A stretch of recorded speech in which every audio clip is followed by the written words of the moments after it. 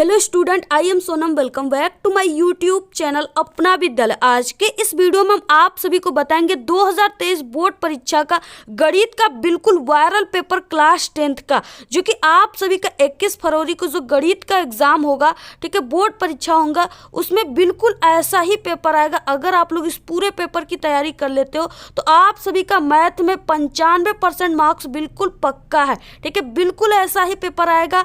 तो यहाँ पे हम आप सभी को पूरे के पूरे एक एक बहुविकल्पी क्वेश्चन का सॉल्यूशन देंगे। तो आप लोग इस वीडियो को पूरा देखिएगा, पूरे के पूरे सॉल्यूशन उत्तर के साथ ये वीडियो हम आप सभी को दे रहे हैं, ठीक है। तो यहाँ पे देखिए, जो आपका क्लास 10th मैथ होता है वो 70 नंबर का होता है और इसमें 3 घंटे 15 मिनट का समय आप सभी को मिलता है।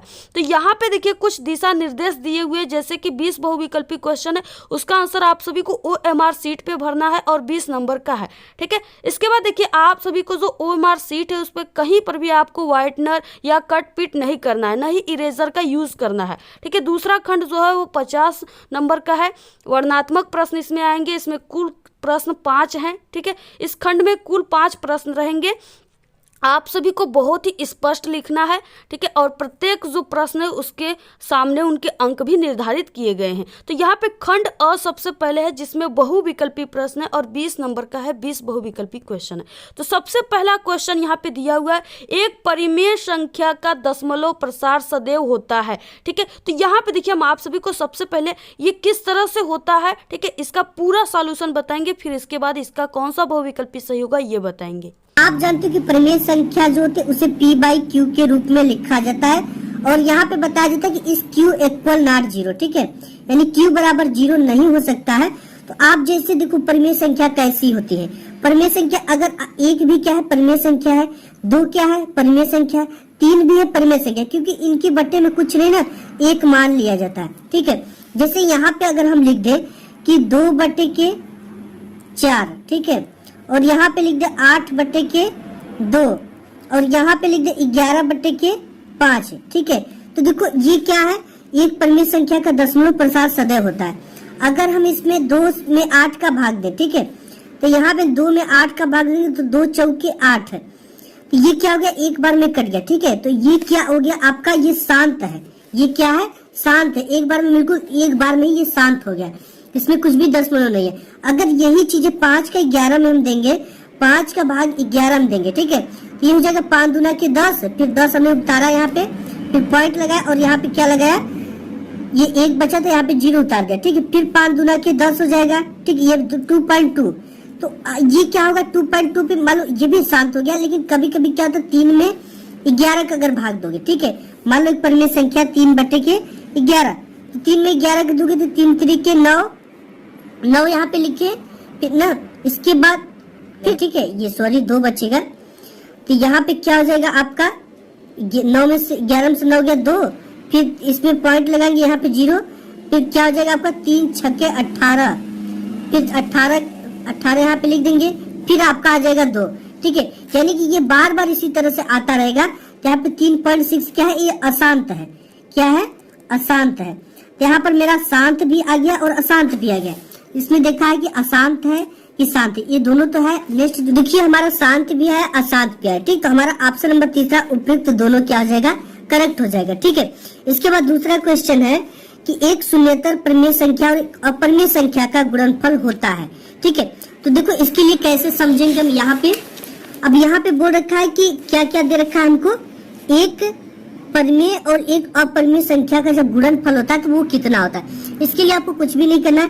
परिमेय संख्या 2/1 होता है, ठीक है, 3/1 इस तरह से, यानी 2 भी यहाँ पे हो जाएगा परिमेय संख्या, और अपरिमेय संख्या जो होती है वो √3, ठीक है, इस तरह से अपरिमेय संख्या इसको बोला जाता है।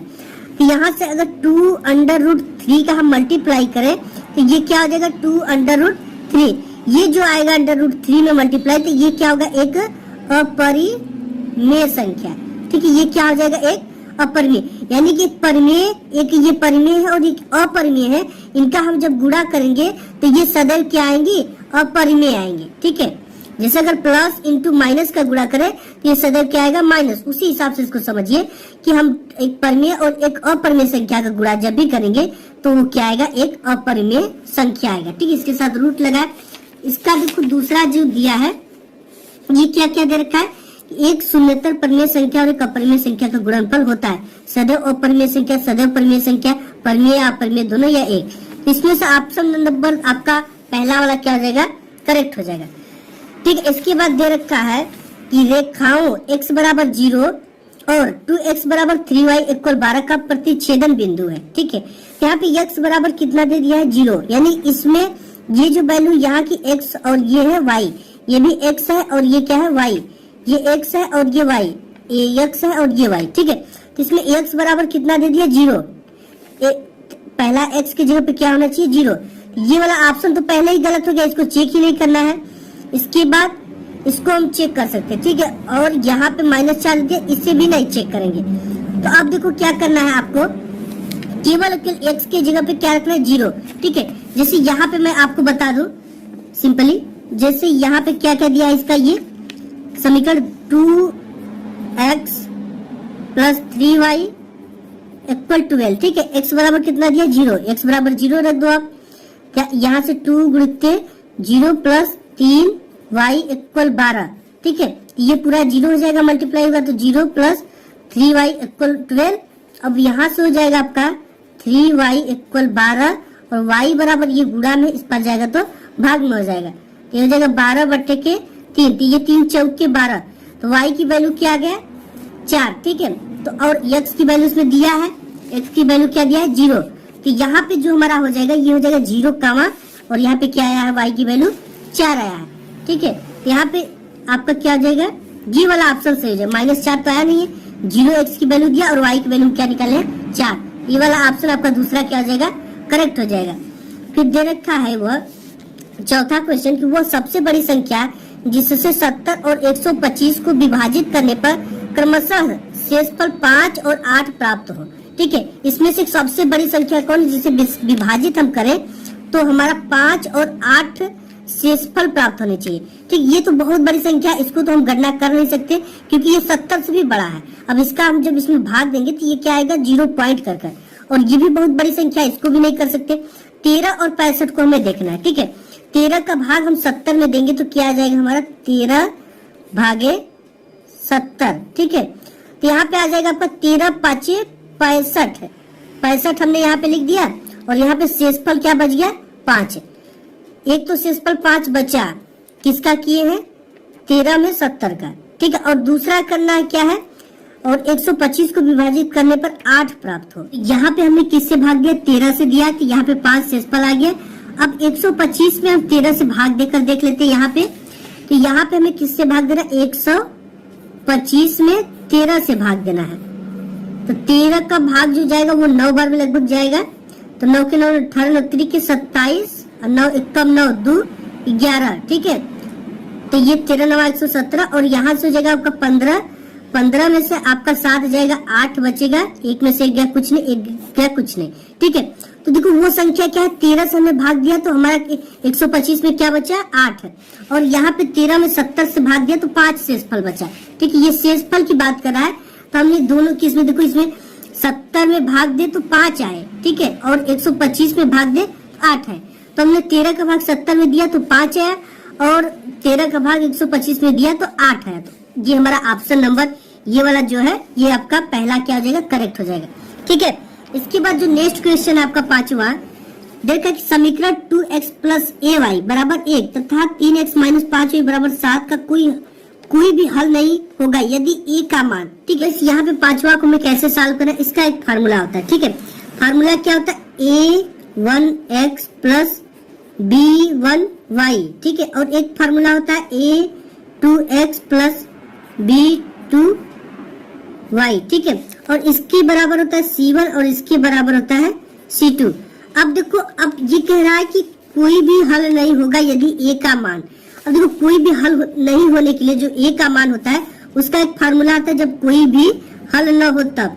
ठीक है, ये आपका जो फार्मूला निकल कर आएगा वो होगा a1 अपान a2 इक्वल b1 अपान b2 इक्वल C1 अपान C2। जब कोई हल नहीं होता तो इसके बराबर क्या होता है, b1 upon b2 equal not C1 upon C2। ठीक है, ये जो चीजें ये आपस में क्या है, बराबर नहीं है। ये कब, किस सिचुएशन में, जब ये दोनों, जब इसका कोई हल नहीं होता है दिया होता समीकरण में तब। तो इसके लिए हमें देखो क्या करना है, ये हमारी चीजें क्या है, बराबर है। तो A1 अपान A2 बराबर B1 अपान B2 ये बराबर है, ठीक है। तो देखो इसकी जो कंपेयर हम इससे करेंगे इस समीकरण से, तो यहाँ पे A की वैल्यू क्या दे रखा है, A की वैल्यू दे रखा है, ठीक है। A1 की वैल्यू क्या दे रखा है, 2। इसी से कंपेयर कर देंगे, जैसे यहाँ पे मैं लिख देता हूँ 2x प्लस ay, ठीक है। तो यहाँ पे A की जगह पे क्या दे रखा है, 2। A1 की जगह पे हम क्या लिख देंगे, ये A1 की जगह पे 2 लिख दिया, अपान A2 की जगह पे क्या लिखा, समीकरण दूसरे सम कर देंगे, ये देखा 3x, A2 की जगह पे क्या है 3, यहाँ पे बट्टे में 3 बराबर B1 की जगह पे क्या है, A है, ठीक है। B1 की जगह पे A है, यहाँ पे A लिख दिया, अपान B2 की जगह पे इसमें क्या है, देखो ये आपका क्या है 3x minus 5y, 3x minus 5y, तो B2 की जगह पे माइनस 5y है, ठीक है। तो B2 की जगह पे हम क्या रख देंगे, इस B2 की जगह पे माइनस 5, ठीक है। y की तो है ही नहीं रखना है। अब देखो इसको हम सॉल्व कर लेते हैं, तो क्या आता है, ये हमारा आया है 2/3 इक्वल A/के माइनस 5, ठीक है। अब इसका मल्टीप्लाई इधर, इसका इधर कर देंगे, ये हो जाएगा आपका 5 दूना के 10 माइनस 10, और ये हो जाएगा आपका बराबर 3a, ठीक है। तो यहाँ से जब a की वैल्यू हम निकालेंगे, फाइंड करेंगे, तो ये आ जाएगा, ये गुणा में इस पर आएगा तो भाग में, a बराबर आपका हो जाएगा माइनस 10/3, ठीक है। तो यही जब कोई हल नहीं होगा तो ये फार्मूला से आपको सॉल्व करना है। इसको देख लेते कौन सा हमारा विकल्प सही होने वाला है। देखा 3/10 माइनस 3/10 माइनस 3/10, ये वाला आपका विकल्प नंबर 2 आपका क्या है, करेक्ट है। छठा है कि द्विघात समीकरण 2x² minus 4x plus 3 equal 0 के बारे में निम्न कथनों पर विचार कीजिए कि दिए गए समीकरण का विविधकर शून्य से कम है, समीकरण की कोई मूल वास्तविक नहीं है, समीकरण का विविधकर शून्य, समीकरण की मूल वास्तविक है। अब देखो इसको कैसे सॉल्व करना है, आपको बिल्कुल इजी तरीका है, ठीक है, विविधकर नहीं है के लिए। इस यहाँ पे जो द्विघात समीकरण का एक फार्मूला होता है वो आपका ये होता है, ठीक है, ax² plus bx plus c बराबर 0, ठीक है। इसी से इस फार्मूले का हम कंपेयर करेंगे, और देखो विविधकर का जो सूत्र होता है ना, d बराबर आपका होता है, ये विविधकर का सूत्र, ठीक है। आपको b का स्क्वायर माइनस 4ac ये फार्मूला होता है। अब देखो क्या करना है, इस कंपेयर से इस समीकरण का कंपेयर करना है। ये क्या दे रखा है, 2x² माइनस 4x प्लस 3, ठीक है। तो देखो a का वैल्यू क्या मिल गया हमें 2, a की जगह पे क्या है 2 है, और b का -4 और c का 3 मिल गया, ठीक है। इसी से कंपेयर करने पर यहाँ से d विविधकर बराबर b का स्क्वायर दे रखा है, तो b आपका क्या -4 का स्क्वायर, फिर माइनस लगा देंगे, 4 है तो यहाँ पे 4 लिख देंगे, a की वैल्यू क्या है 2 है, यहाँ पे 2 रख देंगे, गुणित्य c की वैल्यू क्या है, c की वैल्यू 3 है, गुणित्य 3, ठीक है। ये भी मल्टीप्लाई में है, तो d बराबर आपका ये हो जाएगा 4 चौके 16, तो माइनस हट जाएगा, स्क्वायर हो गया तो माइनस, ये 4 दूना के 8 और 8 के 8 16 3 के 24, और d बराबर आपका इसमें से 24 में से 8 16 घटाओगे तो ये आ जाएगा आपका -8, ठीक है। तो ये जो -8 है ना, ये 0 से भी छोटा है, किससे भी छोटा है, 0 से छोटा है, यानी ये विविधकर से क्या है, छोटा है, ठीक है। यहाँ पे d इज ग्रेटर देन -8। देखो इस सिचुएशन में क्या होगा, इसमें दिए गए समीकरण का विविधकर शून्य से कम है, ये क्या है, ये जो विविधकर आया है शून्य इज ग्रेटर देन -8 है, ठीक है। -8 से शून्य क्या है, बड़ा है, जब चीजें माइनस में जाती है तो वो शून्य से छोटी होती है, तो ये क्या है विविधकर d, ठीक है। ये शून्य से भी क्या है, ये शून्य से भी छोटा है -8, दिए गए समीकरण का विविधकर शून्य से भी कम है, ये भी करेक्ट है। समीकरण की कोई मूल वास्तविक नहीं है, ठीक है। तो ये भी आप यहाँ पे थोड़ा सा आप और समझ लो, ठीक है। ये जब होंगे ये शून्य से कम है विविधकर, अगर यही चीजें d इज ग्रेटर देन 0, ठीक है, जब भी ये 0 से बड़ा होता है तो ये होता है आपका मूल वास्तविक, ठीक है, मूल वास्तविक होता है। तो हमारा जो ये आया हुआ है -8, ये d से क्या है, d से छोटा है, इस सिचुएशन में d क्या है, बड़ा, ये मूल वास्तविक भी होगा। यहाँ पे देखकर समीकरण की कोई मूल वास्तविक नहीं है, ये जो चीज है ना ये d से भी क्या है, छोटा है, तब हमारा जो मूल होगा वो वास्तविक नहीं होगा, यानी समीकरण की मूल वास्तविक भी नहीं है, ठीक है। इसमें ऑप्शन देख लेते हैं, a और b सही है, a और b हमारा क्या है, सही है। इसके बाद सातवां है कि एक AOBC एक आयत है जिसके 3 शीर्ष है।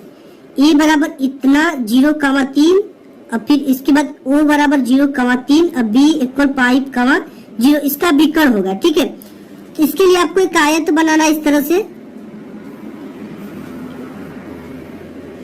और यहाँ पे A आप मान लो और यहाँ पे आप मान लो O और यहाँ पे मान लो B और यहाँ पे C। ठीक है, तो इसकी वैल्यू क्या दे रखा है 0,3 और इसकी वैल्यू दे रखा है 0,3 और B की वैल्यू दे रखा 5,0।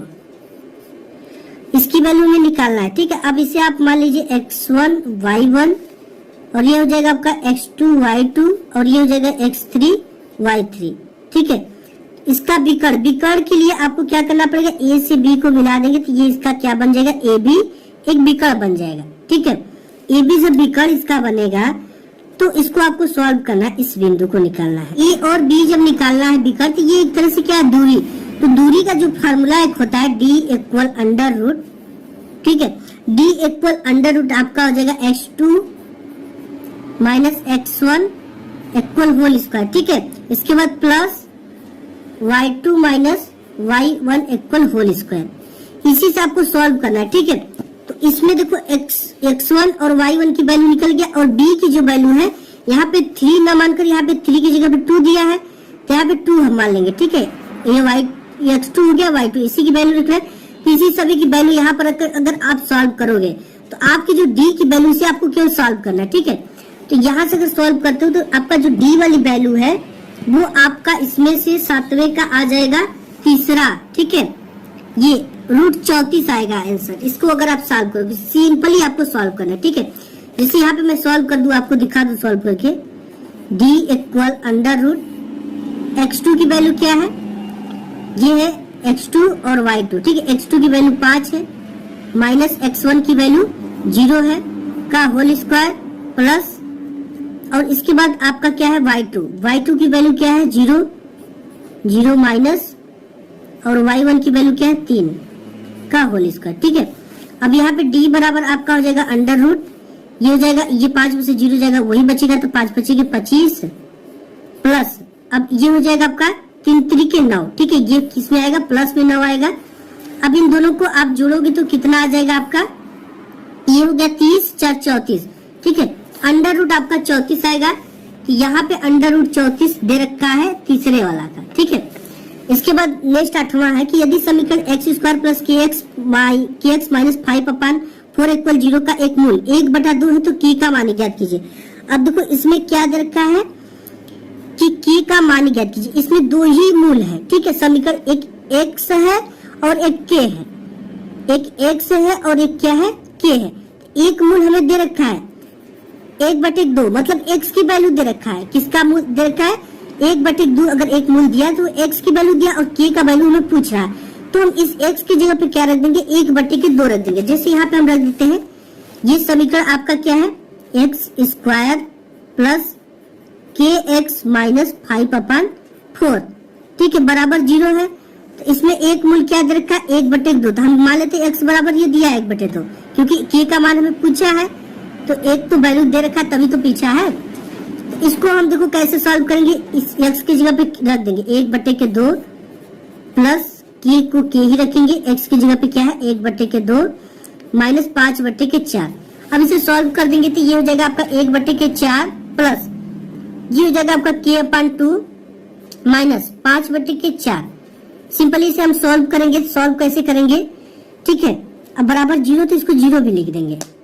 अब इसके बाद हम क्या करेंगे, इस माइनस 5/4 को उस पर भेज देंगे, ये हो जाएगा 1/4 प्लस k/2 इक्वल 5/4। ये माइनस में इस पर गया तो प्लस में। अब इसके बाद यहाँ पे हम क्या करेंगे कि k/2 अपने जगह पे है और ये प्लस में उस पर जाएगा तो माइनस में हो जाएगा, तो हो जाएगा 5/4 माइनस 1/4। ठीक है, जिसका हर सेम है, ये इसको कैसे सॉल्व करेंगे हम, k/2 इक्वल 5 माइनस 1/4। ठीक है, जब हर सेम होता है तो उसको उसी तरह से लिखकर और इसको घटा देते हैं। ये हो जाएगा आपका k/2 इक्वल 5 में से गया 4, 4 बटे के 4, 4 से 4 कट गया बराबर आ गया 1। ठीक है, आपका k/2 इक्वल क्या आ गया 1, और k बराबर ये इस पर भाग में इस पर जाएगा तो मल्टीप्लाई में 2 आ जाएगा। तो यहाँ पे हम देखते हैं कि ऐसा कुछ आया है क्या। तो ये 8वां का जो आएगा k का मान होगा 2। ऑप्शन नंबर आपका पहला क्या हो जाएगा करेक्ट। अब यहाँ पे क्या है, तो दो त्रिभुज समरूप होते हैं। ठीक है, जब दो त्रिभुज देखो, जब दो त्रिभुज जब समरूप होते हैं तो इनके संगत कोण जो होते हैं वो बराबर भी होते हैं। इनकी संगत भुजाएं एक की ही अनुपात की समानुपाती होती है, यानी कि ए और बी दोनों जब सही तो उपयुक्त दोनों आपका करेक्ट आंसर हो जाएगा। 10वां है कि यदि एक समकोण त्रिभुज एबीसी में कोण सी बराबर 90 अंश, AC बराबर 3 सेमी और BC बराबर 4 सेमी हो तो बिंदु C से जाने वाली माध्यिका की मान ज्ञात कीजिए। ठीक है, इसके लिए मैं आपको चित्र केवल बना देता हूँ, काफी लंबा थोड़ा सा पड़ जाता है। और ये दे रखा है कि एबीसी में एक कोण C है। ठीक है, आपको एक त्रिभुज की रचना करना है और इसकी नाम दे देना। ठीक है, ये मान लो C है, C इक्वल 90 अंश दे ही दिया है, और आपका ACB। ठीक है, AC बराबर कितना है 3 सेमी, और यहाँ पे AC बराबर 3 सेमी, BC बराबर 4 सेमी, और तो इसके बाद तो बिंदु C से जाने वाली माध्यिका की माप है। इस C से जाने वाली माध्यिका, इस पे आपको वैल्यू निकालना है। तो देखो ये जो वैल्यू होगी AB, ठीक है, जितना इसका वैल्यू होगा इसका दूना सटीक इसका पूरा वैल्यू होगा, और इसकी जितना वैल्यू होगी इसकी आधा होगी। ठीक है, तो आपको क्या एक फार्मूला होता है, ठीक है, कर्ण बराबर आधार का स्क्वायर प्लस लंब का स्क्वायर। मैं यहाँ पे आपको बता दूं, कर्ण बराबर होता है आधार का स्क्वायर प्लस लंब का स्क्वायर। ठीक है, आधार दे रखा है 4 और लंब दे रखा है 3, इसी से आपको सॉल्व कर लेना है। ठीक है, सॉल्व करोगे तो क्या आएगा, बिल्कुल इजी मेथड है ये। यहाँ पे मैं आपको सॉल्व करके ही दिखा देता हूँ थोड़ा सा। तो यहाँ पे आपका है आधार, कर्ण बराबर आपका क्या आ गया, आधार का स्क्वायर प्लस लंब का स्क्वायर। ठीक है, तो यहाँ पे कर्ण का स्क्वायर बराबर ये चीजें हो जाएंगी। आधार का स्क्वायर कितना है, आधार 4 है तो 4 चौके 16, स्क्वायर करेंगे तो प्लस लंब का 9 हो जाएगा। अब यहाँ पे कर्ण बराबर आपका आ जाएगा, ये 16 9 को जोड़ेंगे तो अब 25। ठीक है, तो कर्ण का स्क्वायर है तो इसका भी जब स्क्वायर हटाएंगे तो ये किसमें हो जाएगा, √25 हो जाएगा। ठीक है, कर्ण बराबर आपका हो जाएगा 25 का अंडर रूट आप करोगे तो 5। तो यहाँ पे जो आपकी भुजाएं है ना, ये क्या आ गई, ये जो त्रिभुज थी ये 5 आ गया, कर्ण कितना आ गया 5। अब देखो ये मध्य बिंदु के लिए पूछा तो AB आपका 5 आया है, जब इसका हम आधा करेंगे ना तो ये AB बराबर पूरा 5 आया है, तो इसका आधा करेंगे तो 2.5 हो जाएगा। ठीक है, 2.5 लगभग में आ जाएगा। तो जो ऑप्शन 10 है, ठीक है, उसका राइट आंसर क्या हो जाएगा, पहला, यानी 2.5 सेमी। थोड़ा सा और सॉल्व करना है। तो नेक्स्ट है कि एक समचतुर्भुज के विकर्णों की लंबाई 16 सेमी और 12 सेमी है, तो इस चतुर्भुज की भुजा की लंबाई होगी। ठीक है, विकर्णों की लंबाई दे रखा है 16 सेमी और 12 सेमी, समचतुर्भुज है। इसका देख लेते हैं ऑप्शन क्या क्या है। यहाँ पे आपको समचतुर्भुज बनाना, इसके बाद अगर उसको सॉल्व करोगे ना तो आपका ये 10 सेमी आएगा आंसर। ठीक है, इसके बाद 12वां दे रखा है कि दो समरूप त्रिभुजों की भुजाएं 4 संबंधी 9 के अनुपात में, इन त्रिभुजों के क्षेत्रफलों का अनुपात कितना होगा। ठीक है, तो जब इसके क्षेत्रफलों का अनुपात आप निकालोगे तो ये 16 संबंधी 81 आएंगे।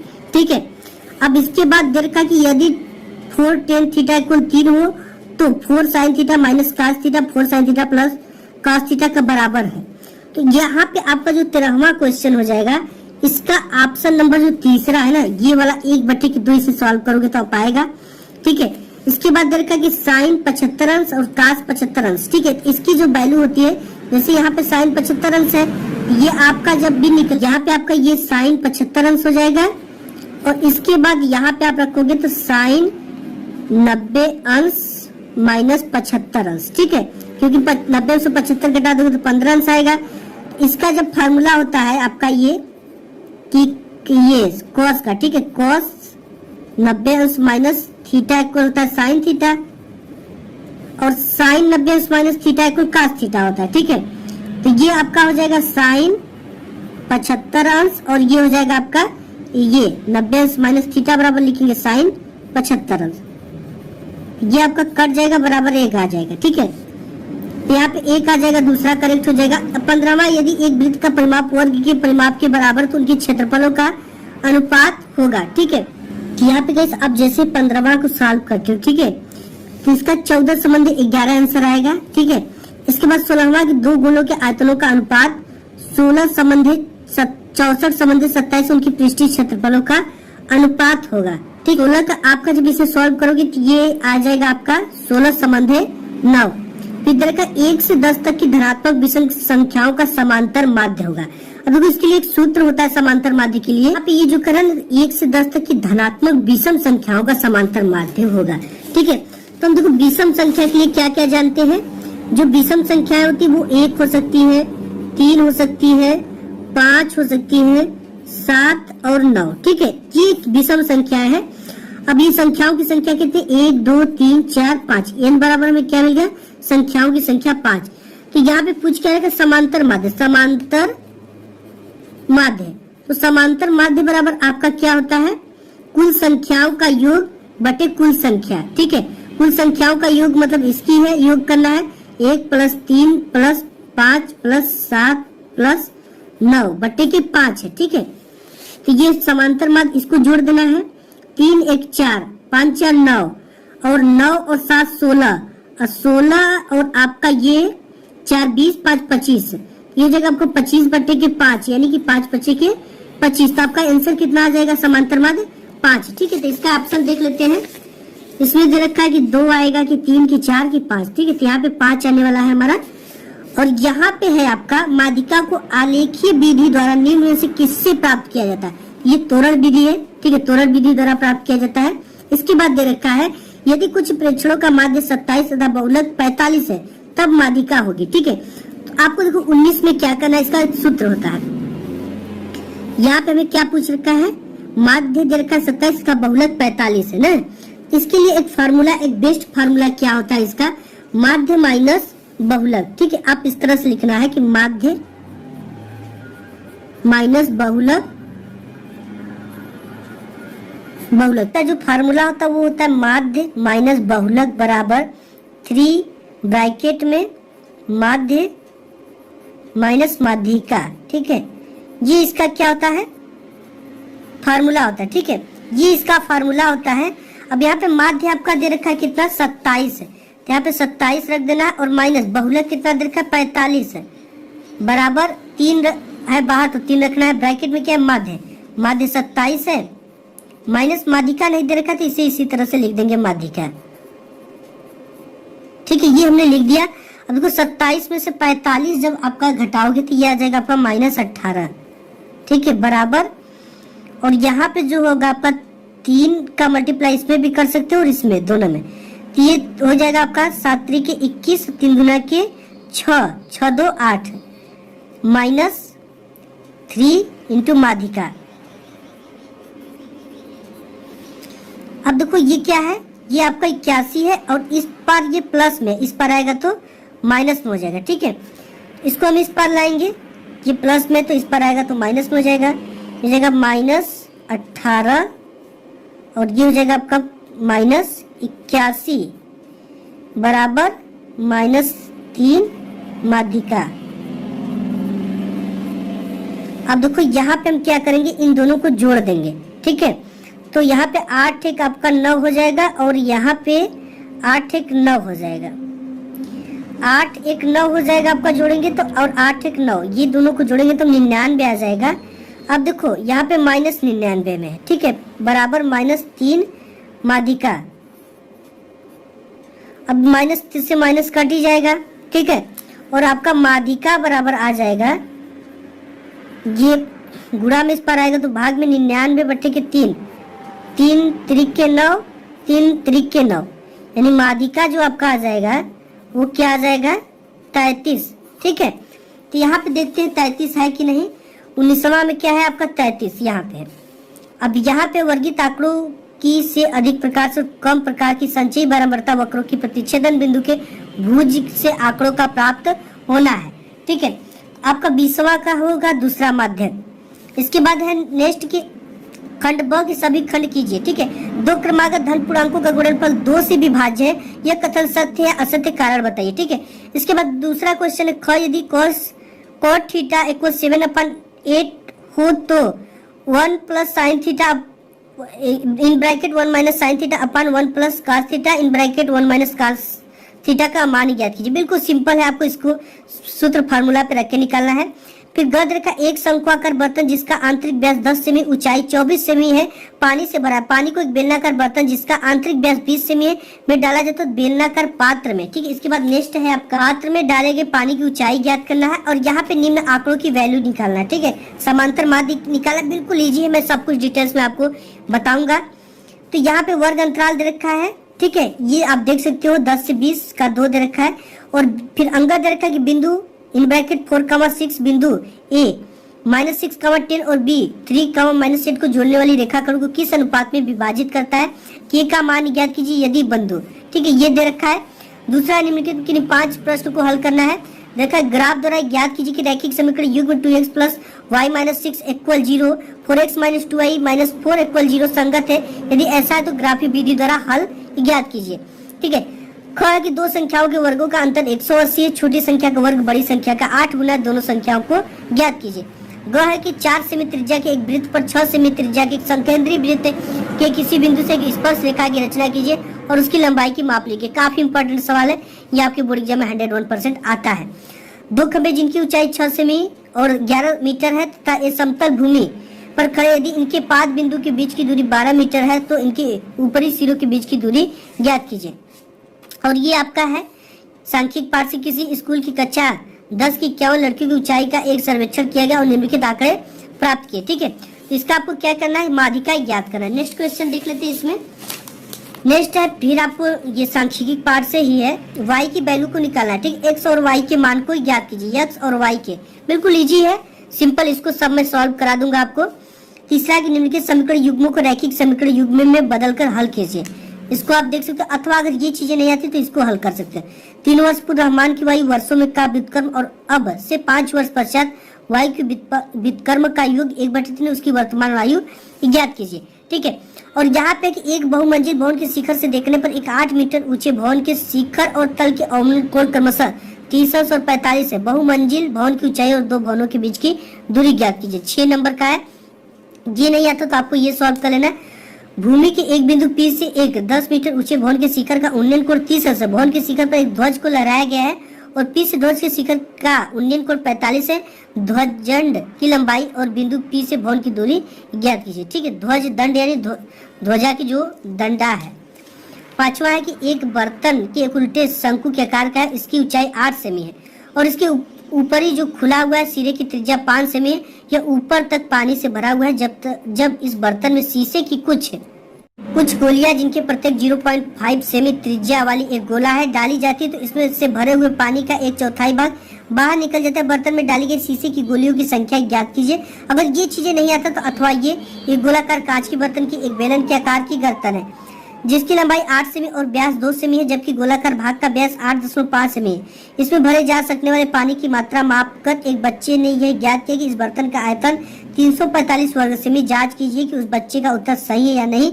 यह मानते हुए उपरोक्त मापन का आंतरिक मापन पाई = 3.14 दिया है। तो आप लोग इस मैथ के वायरल पेपर के साथ साथ, ठीक है, मैथ के सभी इंपॉर्टेंट वायरल प्रश्न को तैयार कर लीजिए, क्योंकि ये जो पेपर है ये आप सभी के बोर्ड एग्जाम में बिल्कुल सेम पेपर कभी भी नहीं आएगा। ठीक है, इसमें से कुछ क्वेश्चन मिलेंगे लेकिन ये पूरा का पूरा पेपर सेम नहीं आएगा, इसलिए आप लोग सभी क्वेश्चन जरूर तैयार कर लो। तो आपको ये वीडियो कैसा लगा? अगर वीडियो पसंद आए तो एक बड़ा सा लाइक कर दे, चैनल पे नए तो सब्सक्राइब जरूर करें। आप लोग इस वीडियो को ज्यादा से ज्यादा अपने सभी दोस्तों में शेयर कीजिए। हमारे चैनल पे बोर्ड एग्जाम से रिलेटेड कई इंपॉर्टेंट ट्रिक और टिप्स की वीडियो अपलोड है।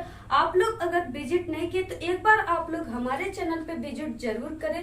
तो आज के इस वीडियो में सिर्फ इतना ही। आप लोग कमेंट करना बिल्कुल ना भूले। Thanks, all the very best, bye bye.